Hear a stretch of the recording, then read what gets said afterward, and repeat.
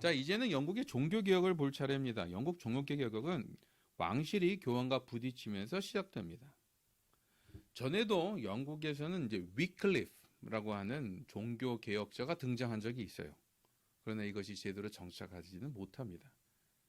이 말은 뭐냐면 우리가 아무리 좋은 뜻을 가져도 이 타이밍이 하나님의 때가 중요하다는 것을 보여주죠. 어쨌든 요 기간에 이제 영국에서도 귀족들 간의 피 터지는 싸움을 통해서 권력을 잡는 왕조가 등장을 합니다. 그게 바로 튜더가예요. 그리고 그 튜더가의 두 번째 왕이 바로 헨리 8세라고 하는 사람인데, 이 사람은 이제 어렵게 얻은 이 왕권을 지키기 위해서 누구보다도 왕자를 갖기를 원했어요. 그러나 그 당시 그가 정략 결혼으로 결혼했던 사람이 그 당시로는 최유럽의 강대국이라고 할 수 있는 스페인의 왕의 딸이었는데 왕자를 낳지 못합니다.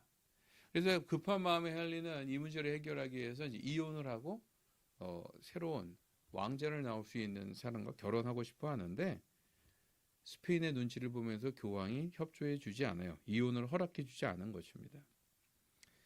바로 이 점 때문에 아이러니는 사실 헨리가 바로 이 직전까지는 누구보다도 열정적인 프로 카톨릭이었어요.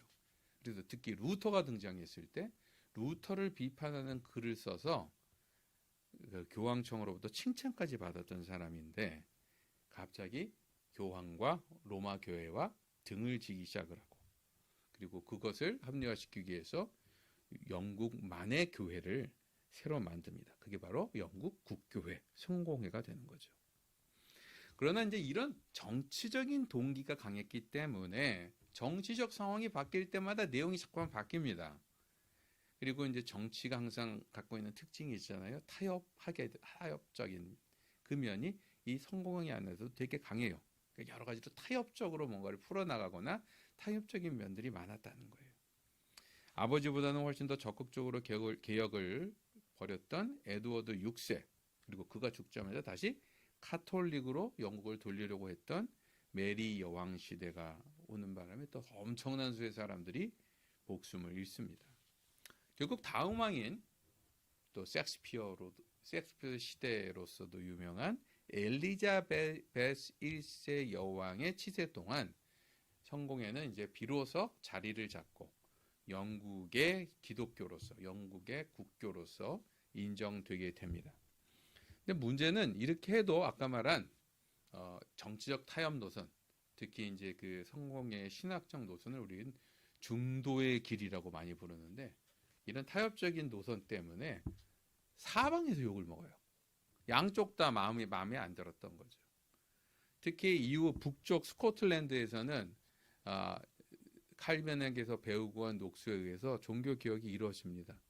그리고 거기서 나타난 군대의 도움을 받아서 의회를 차지한 청교도들이 왕을 쫓아내고, 그 후에는 크로멜에 의해서 공화정까지 세워져요. 그리고 이런 과정 속에서 영국은 수많은 새로운 교단들을 만들어내는 일종의 산실 역할을 합니다. 회중교회, 장로교회, 침례교회, 형제단 교회, 이런 교회들이 다 이 영국 종교개혁과 관련돼서 나타나기 시작하고요. 그리고 대각성 이후에는 감리교, 구세군, 나사렛 교회, 이것도 역시 영국에서 나타난 교회들이에요.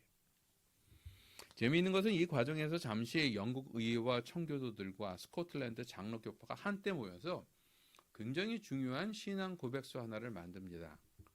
그것이 바로 웨스터민스터 신앙 고백이에요. 이 신앙 고백은 특히 영어권 장로교회에 큰 영향을 미치게 되고, 특히 한국에서 장로교 딱지 붙어있는 교회들은 다 기본 신앙 고백으로 인정하는 내용입니다. 우리가 사실 헌법 내용을 잘 모르면서 살잖아요. 근데 많은 장로교인들도 헌법에 해당하는 이 웨스트민스터를 잘 모르고 신앙생활을 할 때가 많습니다. 그러나 이것은 좀 비극적인 면이 있어요. 왜? 자신이 갖고 있는 특징, 그것이 갖고 있는 장점도 잘 모른다는 뜻이기 때문에 그렇습니다. 어쨌든 영국 교회는 이후 영국이 세계제국으로 이제 커져 나가잖아요. 그래서 덩달아서 전 세계적으로 영향을 미치게 돼요. 그리고 이 중에는 바로 메이플라워를 타고 대서양을 건너간 청교도들도 포함됩니다. 역사적으로 볼 때 종교개혁 즈음에는 인간 중심적 사고를 끼운 르네상스도 일어났습니다. 우리가 이제 이 르네상스 그러면 뭐 인본주의라고도 얘기하고 개인의 스피릿을 깨웠다 뭐 이렇게 표현하기도 하죠. 어쨌든 이런 분위기 속에서 종교개혁은 굉장히 중요한 영적 유산을 저에게 남겨요. 어떤 것이요? 하나님 앞에서 각 개인이 하나님께서 주신 특별한 가치와 소명을 가졌다는 사실을 깨워준 것입니다. 일종의 영적 개인주의라고 말할 수 있죠. 영적 개인주의. 요즘에는 이제 사람들이 너무 개인주의적이어서 걱정을 해야 되는 상황들이 생기고 있습니다. 너무 자기만 챙기고 공동체를 챙기지 않아서 그렇죠. 그러나 그럼에도 불구하고 우리는 여전히 건강한 공동체를 만들기 위해서라도 개인이 먼저 깨어야 한다는 것은 변함이 없습니다. 개인이 회복되고 개인이 잘하는 일들이 기초가 되어야 된다는 것입니다. 종교개혁자들은 믿음과 성경을 통해서 교회 조직이나 성직자를 통해서만이 아니라 우리가 직접 성경을 통해 성령의 도움으로 하나님과 교제하고 나만의 소명을, 이 창조세계 안에 하나님께서 나에게 주신 소명을 찾을 수 있다고 가르친 것입니다. 뭐 16세기만 하더라도 뭐 사회가 많이 발전하고 각 사람이 가질 수 있는 기회가 많지 않았기 때문에 이 말이 정말 무슨 뜻인지를 이해하는 데는 시간이 조금 더 필요하게 돼요. 어쨌든 이후 시대를 통해서 그 의미를 점점 더 많은 사람들이 발견하게 됐다는 것입니다. 이런 배경 때문에 대부분 이런 어떤 개인주의, 영적 개인주의라는 유산을 가진 이 개신교회는 카톨릭 교회보다 훨씬 더 근대 사회에 잘 적응됩니다. 그러나 르네상스 인본주의가 만들어낸 영향들이 점점 커지면서 교회는 사실 이 또 세상적인 흐름에 흡수되거나 이것과 이제 격렬하게 부딪히면서 사실 많은 몸부림을 해요. 이 얘기가 바로 우리가 세 번째 시간에 근대사적의 도전에서 살펴볼 내용이기도 합니다. 오늘 얘기를 이제 정리하기 위해서 마지막으로 간단하게 종교개혁의 유산을 5가지 솔라를 통해서 좀 설명을 더 해드리고 마치려고 합니다. 종교개혁이 우리에게 남긴 DNA가 뭐냐, 뭐 이미 몇 가지 얘기를 드렸지만 이것을 조금 더 체계적으로 설명하려면 우리가 보통 쓰는 스킴이 있어요. 그게 바로 여러분들 들어본 적이 있을 5 솔라입니다. 5가지 오직. 종교개혁서를 직접 강조했던 솔라 스크립투라, 오직 성경으로, 솔라 그라티아, 오직 은혜로, 솔라 피데, 오직 믿음으로, 이 3가지에 더해서 나중에 또 종교개혁 계열의 학자들이 종교개혁의 정신을 표현한다 그러면서 덧붙인 2가지 내용, 솔루스 크리스투스, 오직 그리스도로, 또 솔리 데오 글로리아, 오직 하나님의 영광을 위해, 이 5가지 솔라를 가지고 우리는 보통 종교개혁의 특징을 설명하고 있다는 것입니다. 특별히 이 솔라들은 당시에 카톨릭 교회가 하는 어떤 특정 프랙티스, 하고 있는 것들을 비판하는 내용들이었기 때문에 이 2가지를 비교해 보면 뭘 의도하는지 잘 나타나요. 첫 번째, 오직 성경으로입니다. 당시 카톨릭 교회는 성경의 권위는 인정했지만 이것이 제대로 해석되려면 교회의 전통의 수호자로 자리하고 있는 교황의 도움을 반드시 받아야 된다고 생각했어요. 교황의 컨트롤, 교황의 관리 안에서만 이루어질 때 건강하게 일을 할 수 있다고 주장한 것입니다. 근데 종교개혁자들은 인간인 교황도 또 인간이 만든 교회 전통도 죄 때문에 타락할 수 있다는 것을 직시했어요. 바로 그 점 때문에 정말 하나님의 뜻을 제대로 판단하는 것은 도리어 성경 자체에 그 권위를 두는 것이 훨씬 안전하다고 믿었던 것입니다. 그러면 카톨릭에서 말하는 대로 성경을 잘못 해석하는 문제가 생기면 어떡하죠? 이것을 위해서 종교개혁자들은 2가지 원칙을 되게 강조했습니다. 첫 번째는 성령께서 살아계시고 성령께서 우리의 마음을 바로 그것을 이해할 수 있도록 도와주실 테니 거기에 신뢰를 가져라 라고 강조한 것입니다. 그리고 두 번째는 성경을 읽을 때 성경에서 더 분명한 내용, 분명하게 우리가 이해할 수 있는 내용을 바탕으로 나머지 불분명한 내용들을 하나하나 추적해가는 방식으로 읽으면 우리가 성경을 훨씬 더 제대로 읽을 수 있다라고 강조한 것입니다. 특별히 첫 번째 포인트는 성령께서 필 주시는 대로 우리가 읽으면 다 오케이다 이런 말을 하는 것은 아닙니다. 왜? 종교개혁자들은 성령의 인치심, 성령이 우리의 마음을 이렇게 움직이시게 되면 그것은 우리가 직관적으로 뭔가를 바로 깨닫는 것으로만 표현된 게 아니라 더 옆 사람에게 공동체의 귀를 기울이면서 의견을 듣고 우리의 신앙 선배들에게 더 겸손하게 배우고 하는 그런 자세들도 같이 나온다는 데 주목했기 때문에 그렇습니다. 두 번째 포인트도 되게 중요해요. 성경에서 더 분명한 내용이 뭐겠습니까? 예수 그리스도가 우리의 구주라는 내용이 가장 분명한 내용 아니겠어요? 우리가 말한 복음입니다. 바로 그 점 때문에 종교개혁자들은 이 복음을 중심으로 성경을 읽어나가는 것이 성경을 가장 잘 읽는 방법이라는 것을 강조했던 사람들이에요. 다시 말해 예수님을 가지고 신약, 구약, 성경 전체를 읽어나가는 훈련을 해야 된다고 강조했던 것입니다. 이것을 체계화한 사람 중에 한 사람이 바로 칼빈의 언약신학이 바로 이 내용이고요. 요즘 우리가 열심히 하는 성경의 큰 그림, 구속사적 성경 읽기, 언약신학 다 여기서 나온 내용들입니다. 이 점에서 성경을 제대로 저와 여러분의 신앙의 중심으로 삼길 원한다면 우리는 성경을 그냥 무조건 많이 읽는 것 정도가 아니라 제대로 읽을 줄 알아야 된다고 가르친 것입니다. 두 번째로 오직 은혜입니다. 의외라고 생각하실 분도 계시겠지만 카톨릭 교회도 공식적으로는 구원은 전적으로 하나님의 은혜라고 가르칩니다. 근데 여기에 이제 조금 독특한 조건들이 붙어요. 조건이. 쉽게 말하면 은혜를 받으려면 그래도 최소한의 성의는 필요하다는 것입니다. 그리고 그 최소한의 성의를 어떤 것으로 하면 좋을지를 결정할 수 있는, 매겨주는, 정하는 권한을 하나님께서는 교회, 카톨릭 교회에게 맡기셨다고 그렇게 가르쳐요. 그러나 그렇게 해서 우리가 성의를 보였다 할지라도 그 성의 자체는 구원을 가져올 만한 가치가 있는 것은 아니기 때문에 여전히 우리에게 주어진 구원은 뭐가 돼요? 은혜가 된다고 말하는 것입니다. 종교개혁자들은 이런 가르침 앞에서 이건 성경적으로도 말도 안 되고 교회라는 조직을 하나님과 사람 사이에 이렇게 억지로 집어넣는 그런 억지라고 비판했습니다. 그리고 은혜에 대한 감사보다는 은근히 자신을 앞세우며 자신의 영광을 추구하게 할 수 있다는 것을 추구하는 위험에 빠질 수 있다고 비판한 것입니다. 그러나 개신교 안에서조차도 그래도 우리 구원을 받는데 우리도 뭔가 역할을 하는 부분이 있지 않겠어? 라고 하는 사람들이, 그런 생각들이 계속 우리 주변에 맴돕니다. 바로 그 점 때문에 이 개신교 신학 안에서도 신인 협동주의, 시너지즘이라고 하는 그런 움직임들이 항상 나타나요. 무슨 말이냐면 구원 문제에 있어서 하나님께서 뭔가 우리에게 중요한 역할을 협력자의 역할들을 맡기셨다고 생각하는 것입니다.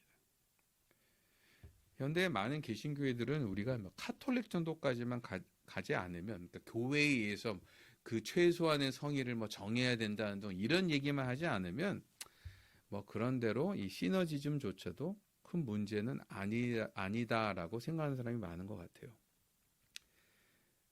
그러나 제 생각에는 여전히 시너지즘은 나의 역할과 나의 가치를 구원 문제에 있어서 필요 이상으로 과장하게 만드는 위험이 있습니다. 예를 들어 내가 하는 사역이 마치 하나님 나라를 오시게 하는 시간을 땡길 수 있다거나 다른 이들을 다 쳐서라도 내 식으로 뭔가 해야지만 이건 하나님의 뜻이라고 주장하는 이런 것들도 일종의 시너지즘적 반응이에요. 하나님의 구원 역사와 하나님의 일하심 안에서 자신의 역할을 너무 과장하는 것이죠. 그리고 이런 문제들은 바리새인의 실수를 반복할 수 있다는 것입니다. 세 번째로는 오직 믿음입니다. 오직 은혜나 오직 믿음이나 사실 비슷한 내용이지만 이제 같은 문제를 어느 쪽으로 보냐에 따른 이야기예요. 다시 말해 오직 은혜는 하나님 쪽에서 이제 우리의 구원을 위해서 어떻게 하나님이 뭘 하시는가를 설명하는 거라면, 오직 믿음은 이제 인간 쪽에서 구원을 위해서 뭘 해야 되는지를 설명하는 내용이에요. 재미있는 것은 카톨릭 교회는 아예 정의 자체로 믿음도 공로의 일정이라고 주장을 했습니다. 믿음. 무슨 말인 거 아니? 아예 이제 믿는다고 하는 것 자체가 우리의 선행이라는 거예요. 그 말은 뭐 여러 가지로 표현되는데, 우리가 이제 믿는다고 하는 것은 뭐 사랑이 그래도 좀 어느 정도는 표현되어야 되고 우리의 실천도 따라가야 정상이 아니냐. 다시 말해 믿음 안에 선행을 포함시켜서 한 패키지로 만들고, 그런 의미에서 믿음도 공로다라고 설명했다는 거예요. 여러분 그냥 보기엔 되게 합리적으로 보이죠? 근데 마틴 루터는 일부러 믿음과 선행을 섞는 것을 반대했습니다. 왜냐하면요, 참 믿음이란 그냥 죄에서 빠져 헤어나오지 못하는 우리의 절박한 상태를 깨닫는 것입니다. 하나님 외에는 답이 없어요라고 하는 그런 우리의 자세를, 우리의 모습을 그냥 말하는 단어라는 거예요. 만약에 그게 믿음이라면 믿는다는 건 전혀 공로가 될 수 있는, 뭔가 우리가 뭘 했다고 말할 수 있는 것들이 전혀 끼지 못합니다. 종교개혁자들도 믿는 자의 선행이 중요하다고 생각했지만, 여러분도 알다시피 종교개혁자들이 말하는 선행은 뭐예요? 이런 믿음을 가진 사람이 하나님께 너무나 감사하고 미안한 나머지 하게 되는 행동들을 말한다는 거예요. 참다운 선행은 온전한 믿음을 통해 하나님과의 관계가 회복된 뒤에나 가능하다고 생각했던 것입니다. 실제로 선하게 보이는 행동이라도 하나님의 은혜에 대한 감사나 겸손보다는 내가 잘나서 하는 이처럼 우리가 할 때가 종종 있지 않아요? 그리고 이런 선행은 성경에서 말하는 건강한 선행이 아닙니다. 이러한 루터의 생각은 성경에 나오는 의의 개념에 대한 고민에서 나온 거예요. 무슨 말인가 아니에요? 성경에는 이제 의란 말을 쓰는데 뭐 여러 가지로 표현할 수 있겠지만, 의란 하나님과 어울릴 만한 자질, 상태, 이런 것을 표현해요. 그래서 구원을 어떻게도 표현할 수 있냐면 하나님의 의가 내 의가 된 것, 이렇게 표현할 수도 있어요. 말이 좀 어렵지만 구원이란 하나님의 의가, 그 하나님의 완벽하시고 선하시고 좋은 그 퀄리티가 바로 내 것이 된 것이다. 이게 구원이라고 말할 수 있다는 것입니다. 근데 바울 서신들을 보면 구원 후에도, 우리가 구원을 받았음에도 불구하고 그리스도 덕에 나에게 더딥혀진, 그래서 나한테는 여전히 어색함이 남아있는 그런 상태라고 말해요. 하나님의 의가. 다시 말씀드릴게요. 여전히 의는 그리스도 덕에 나에게 더딥혀진, 그래서 여전히 나하고는 근본적으로 좀 어색한 부분이 남아있는 그런 것이다 라고 말하는 것입니다. 이 때문에 개신교인의 신앙 속에는 항상 믿음과 선행에 대한 묘한 긴장이 남아있어요. 무슨 말이에요? 우리가 교회에서 아무리 좋은 선행을 하고 있어도 내 마음에서는 여전히 하나님을 주인으로 인정하지도, 그리스도를 삶 속에서 따라가지도 않을 수도 있다는 것을 말하는 것입니다. 루터의 지적은 무슨 말인 거 아니에요? 우리가 바로 이런 위선에 빠질 수 있기 때문에 시작을 분명히 해야 된다는 거예요. 시작을 분명히. 우리가 공로가 아닌 오직 믿음으로써, 그래서 은혜로서 구원받은 존재라는 것을 기억하라는 것입니다. 네 번째로 오직 그리스도만입니다. 당시 카톨릭 교회는 교회 성직자들이 이 사람의 인생을 지배할 수 있는 시스템을 갖추고 있었어요. 이것은 칠성례라고 불렀는데, 사람이 태어나서 죽을 때까지의 삶의 거의 모든 포인트마다 여러 교회에서 정한 의식을 통해서 반드시 교회 성직자들의 축복과 그들의 인정, 공인을 받도록 요구했습니다. 문제는 이제 이런 의식은 성직자들의 애를 통해서만 의미가 있다고 가르쳤기 때문에 교인들은 이들의 컨트롤 안에 살 수밖에 없게 됐는데, 문제는 성직자들이 영적으로 타락하기 시작하니까 성도들의 삶은 더 엉망이 될 수밖에 없게 되었다는 것입니다. 더 나아가서 이러한 틀을 이용해서 많은 성직자들이 영적으로 정말 미쳐야 될 좋은 영향은 고사하고 개인과 왕과 권력들을 이용하는 장치로, 그런 것을 컨트롤하는 장치로 도리어 썼다는 거예요. 그러나 종교 개혁자들은 하나님과 우리 사이의 중재자는 오직 그리스도밖에 없다는 것을 강조합니다. 때문에 우리의 상과 예배도 그리스도의 십자가에만 초점을 맞춰야 된다고 가르쳤어요. 그래서 우리 개신교는 칠성례를 하지 않고 뭐만 하죠? 세례와 성찬만을 합니다. 그리고 성찬도 형식적으로 너무 자주 하면 형식적이 될까 봐 이것을 막기 위해서 숫자를 줄이고 도리어 그 시간을 뭘로 해요? 그 성찬의 의미를 말로 설명하고 말씀으로 선포하는 설교로 예배 강조점들을 바꿔놓았습니다. 종교개혁은 이 점에서 우리의 삶의 중심은 그리스도밖에 없으며 그분을 따르는 일만이 우리 신앙의 중심이라는 것을 가르치고 있다는 것입니다. 예배가 사람의 인기를 끌고 감정적인 위로나 구하고 경제적인 축복이나 약속하는 장이 되어버렸다는 비판이 있죠. 이 점에서 종교개혁적 예배가 다시 한번 회복되어야 될 때가 아닌가 싶습니다. 다섯 번째는 오직 하나님의 영광으로만입니다. 어느 종교에나 더 거룩하고 영험한 일을 따르는 분위기가 있어요. 특히 내가 해야 될 뭔가를 내가 못하면, 힘드니까 못하면 그걸 대신해 줄 더 훌륭한 사람들이 있을 때 이제 그 사람을 더 높이고 그 사람들한테 부탁하고 그 사람한테 의지하고 싶은 마음이 생기죠. 가톨릭 교회에서는 이 역할을 누가 해줬냐면 성인들과 마리아가 해줬습니다.